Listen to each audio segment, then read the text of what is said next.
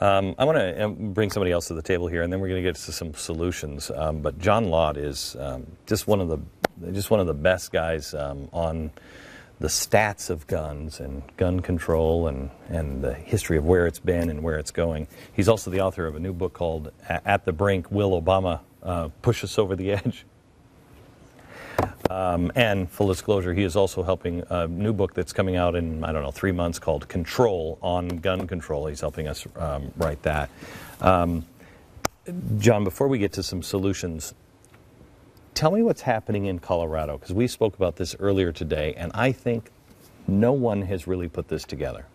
Right. Well, I was just in Colorado over the weekend. Some legislators had invited me out to talk to them, and the Obama administration's putting on a real push. It's the first time I've heard of where a sitting administration in Washington is calling up individual state legislators on a state issues and trying to twist their arms to vote for gun control. In this case, the president's promising to come out and help campaign for them in the next election if they have trouble.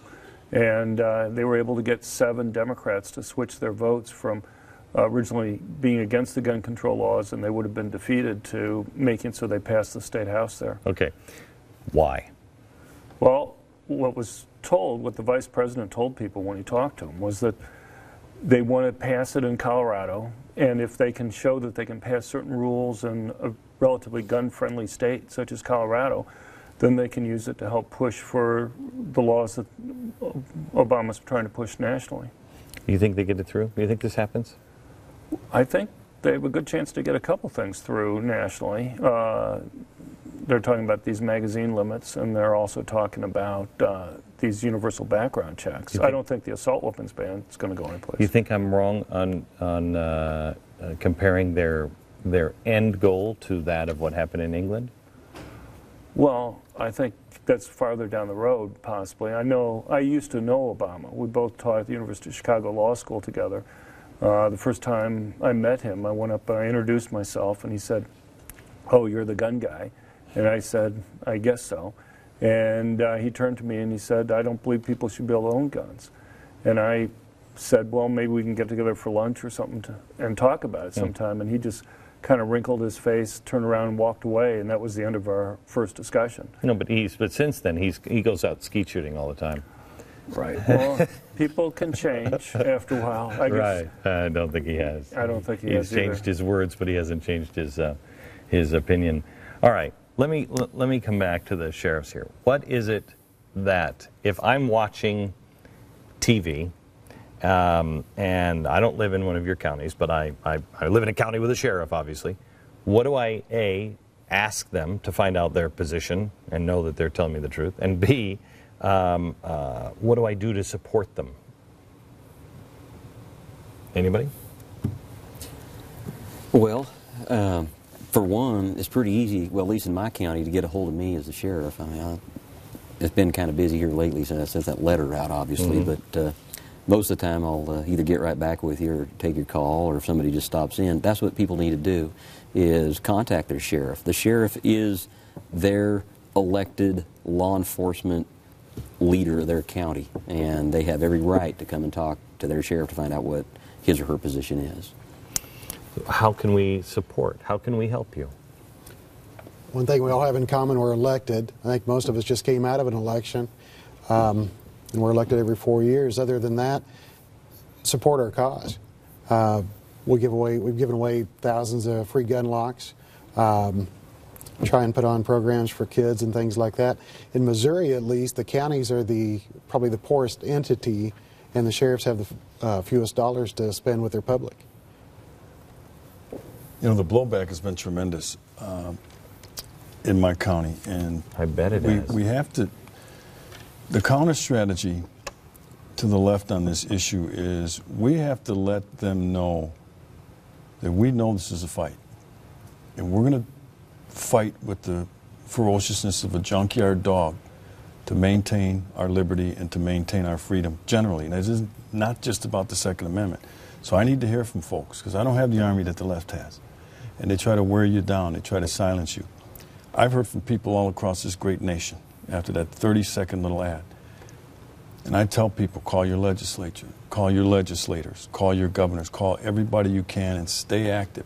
This is not passive anymore, and it's not going to go away. The left sees this as a tremendous opportunity, and they're not likely to let it go lightly. So forget about the passiveness now and well, I'll vote on election day. It's got to go. It's got to be beyond that now. But you got to make your voice heard, not just to me, but to everybody. I'm pretty sure I know that the people within my county know where I stand. Being a gun owner myself, born and raised in Eastern Oregon, hunted since my early childhood years. Mm-hmm. I don't think there's any question with the constituents that support me as their sheriff where I stand. We have a very close-knit community. We have 4-H. We have fast draw competitions. We have skeet shooting. We have black powder cartridge shoots. So you're not nobody's moving into your county. That you know what? The sad thing is we still have people that misuse firearms, and trying to get those people to quit doing what they're doing is one of the things that I would like to see. And gun owners need to police their own ranks. And what I mean by that is using them to commit acts of vandalism and shooting insulators off the telephone poles and shooting road signs as you're driving down the road. It doesn't do anything to the gun owners except bring heat on them. And it gives the anti-gun people ammunition to come after us. And, as far as I know, we're still Americans. We're still citizens of the United States. I'm a citizen of the state of Oregon. Our constitutions, they don't permit us to have a gun. It is our right to have a gun. Right. And I don't want to antagonize anybody or set anybody off to go do something or to take some kind of a hostile action toward any government official. That is not my goal. That's the furthest from that. I believe in keeping all the federal employees or state employees safe is very important. But when I see things within my community, people are tired of the oppression from their government. And at some point, it's got to stop, or we're going to have problems. John, you, as the gun guy, as Obama called you, you ever seen it? Have you? Because I never have. I've never lived at a time like this where I've heard what you said is true. What you just said is true. People are tired of it, and pretty soon it's got to stop. Well, it looks like a lot could happen right now. I suppose the late 90s was maybe a similar time. 98, 99. There was a lot of pressure back then.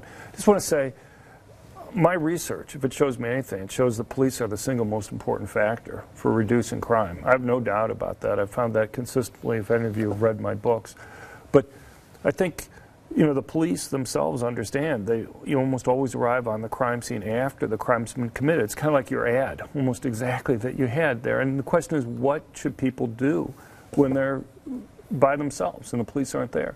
And what's missed out in so much of this debate that we have is that people talk about the benefits from some law, but they never talk about the possible costs that are there in terms of, we all want to try to keep guns away from criminals. But, you just take kind of the simplest example where you can go and ban guns.